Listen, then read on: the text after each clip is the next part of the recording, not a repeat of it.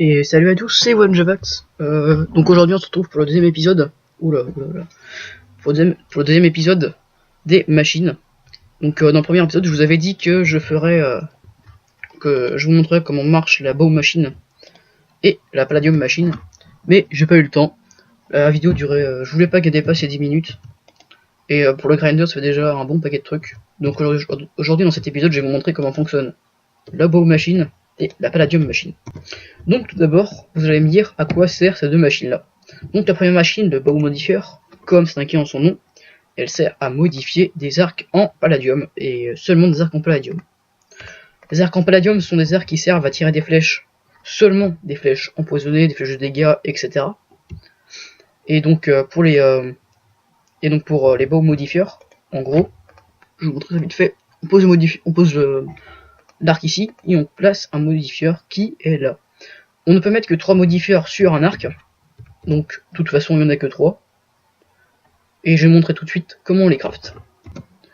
Donc c'est tout assez simple, il y a le speed modifier, le range modifier et le anti modifier, je ne sais plus à quoi il sert. Ah oui, non, oui, je suis bête, c'est ce qui va nous servir à faire les modifieurs juste ici. Donc, je vais m'occuper de faire une potion de speed et une potion de strength, et du coup, on se retrouve juste après. Voilà, c'est bon, je viens de finir les potions. Donc faites bien attention, parce que le speed c'est 8 minutes, et les strength c'est juste 3 minutes, donc pas besoin d'améliorer les autres, sinon ça ne marchera pas. Donc on va tout de suite se faire les anti-modifiers, parce qu'il va nous en falloir. Alors ça correctement, donc il nous en faut 2, clac, ok c'est bon. J'ai compris comment ça marche. Tac, on va faire ça. Et 2 papiers. Ah mais non, pas besoin, ça s'en donne 3 direct. Clac, alors on va faire ça. D'accord, on voit que le serveur rame un peu. Donc on va faire le range modifier, qui se craft comme ça. Et le speed modifier, qui se craft comme ça.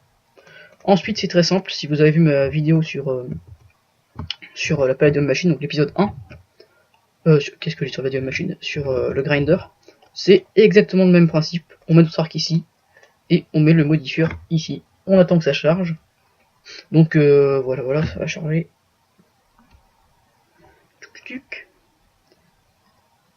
Et on obtient notre arc en palladium. On peut voir qu'avec le range, ça nous rajoute 2 petits ailerons là-dessus. Je trouve ça stylé, moi. Et donc là, logiquement, quand on va tirer avec une flèche modifiée, on peut pas tirer avec des flèches normales, et ben on va tirer tout simplement plus loin. Donc je vais faire la même chose avec le speed modifier, et on peut voir qu'on a des petites, je sais pas comment dire, des petits trucs bleus là sur les côtés, qui sont encore plus stylés. Je trouve que l'arc comme ça est vraiment stylé. Et donc comme ça, tout simplement, ça va juste nous permettre de, quand on va charger une flèche, qu'elle va se charger plus longtemps. Donc clac, ah oui, je vous ai pas montré le craft de l'arc, j'en avais déjà un, c'est tout simplement comme ça, hein. Diamond Strings, comment on fait ça? Comme ça tout simplement, c'est assez simple, c'était pas très coûteux. Donc voilà, on vient d'avoir un Palladium Bow modifié, tout comme il faut. On va donc maintenant passer à la Palladium Machine. Alors, déjà, à quoi sert la Palladium Machine, vous allez me dire? Elle sert tout simplement... 2 secondes. Oui, voilà, donc je disais, elle sert tout simplement... Voilà, c'est bon, je voulais vérifier que ça enregistrait bien. Elle sert tout simplement à créer des Unclaimed Finders. Alors, les Unclaimed Finders, c'est ce qui nous permettre de trouver des bases. Il m'en fallait un, comme j'ai été pillé. Donc, on va prendre ça. Oh, ça me fait mal au cœur, j'en avais 40. Ça nous en fait 10 en moins. Il nous faut du Findium. Voilà. Bon, je pense qu'on n'a pas besoin de tout ça. Donc il va tout d'abord falloir crafter un Unclaimed Finder non modifié.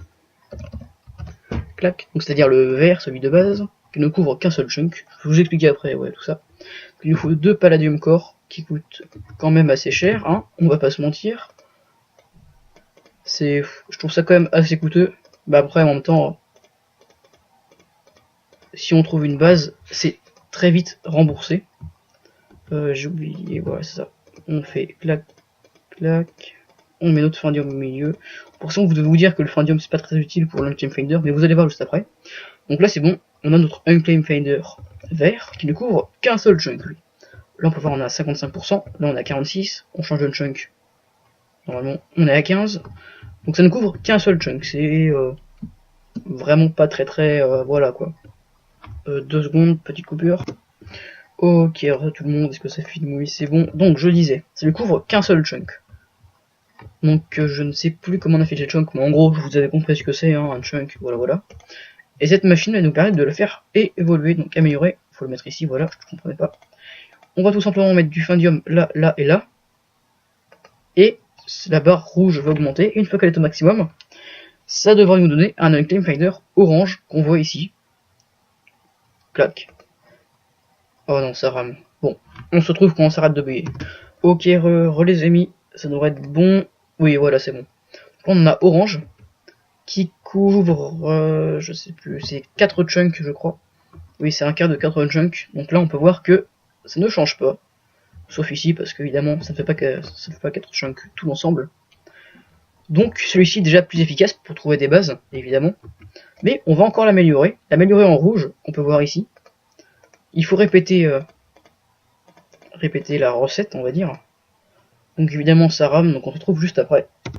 Oui, donc ça devrait être bon. Oui, c'est bon. J'ai galéré à le faire, à chaque fois que je le prenais, ça s'enlevait. Donc voilà, et celui-ci, il couvre 8 chunks. Ce qui est très efficace pour trouver des bases, c'est le plus utile. Donc pour chercher des bases, je vous conseille de prendre le rouge, évidemment, c'est le plus efficace. Le vert reste efficace, mais... Enfin, moi je vous conseille juste de prendre 58. Pourquoi 58 ? Il va y avoir des trucs vers là-bas. Enfin bref. Je vous conseille quand même de prendre le vert avec le rouge pour vous préciser, parce que là, on peut voir 55%, mais ça se trouve notre base, mais c'est juste le coffre qui est là. Et ben, même quand on sera là-bas, on verra le 55%. Donc à partir du moment où vous voyez un pourcentage élevé, vous pouvez passer au vert. Si ça vous affiche rien, il faut avancer, il faut chercher. Et au moment où le vert vous affiche quelque chose, ça veut dire que c'est dans le chunk qui est présent. Et vous pouvez vous servir des blocs instables, les instable blocks, qui va vous servir à voir à travers. Donc moi par exemple, avec les instable blocks, on va pouvoir voir ce qu'il y a en haut. Voilà. On voit évidemment les grottes. On ne voit pas à travers les lacs de lave, c'est pour ça que généralement, moi par exemple, mon coffre, on va dire, je sais pas comment appeler ça, mon petit coffre où je sécure tout, quoi, que vous avez vu dans le premier épisode d'ailleurs, tout premier épisode où j'ai dit que j'allais commencer ma série sur Palladium, qui, voilà, il est sous la lave, donc c'est-à-dire que il est affiché 1 seul % sous la lave, et ben on peut se dire, ouais, il doit y avoir un truc, voilà, parce qu'un % c'est rien, ça ne veut absolument pas dire qu'il y a une base. D'ailleurs, on va récupérer ça. Voilà. Et donc, je pense que on va finir cette vidéo là. Je vous ai montré comment marcher la Palladium Machine, comment montrer la Bow Machine. Donc, ça devrait être bon. Moi, je vous dis à bientôt. C'était OneJavax. Salut à tous.